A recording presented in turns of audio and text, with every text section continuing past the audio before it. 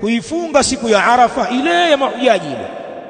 Tumenasema ahtasibu ala Allah, ninatarajia kwa Allah an yukaffira as-sanata allati qablahu was-sanata allati ba'dahu, ninatarajia ifute hiyo siyamu ya Arafa madhambi ya mwaka ambao ni kabla ya mwaka huo na ya mwaka ambao unakuja baada ya hapo Kwa maana siyamu Arafa inafuta madhambi ya miaka miwili, mwaka wa kabla ya mwaka huo na mwaka wa baada ya mwaka huo.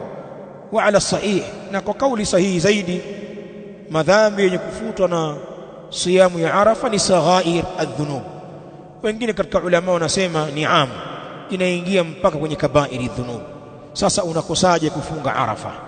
Siyamu ya Arafa ambayo ina fadhila kama hii ya kuporomoshewa na kufutiwa na Allah madhambi ya miaka miwili. Je, wewe huna madhambi?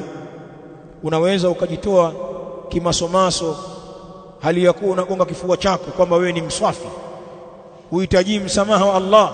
Hakuna mwenye ujeuri huo. Sote ni wenye kukosea na tuna madhambi na tunahitajia msamaha wa Allah. Hizi ni fursa, tutumie fursa hizi.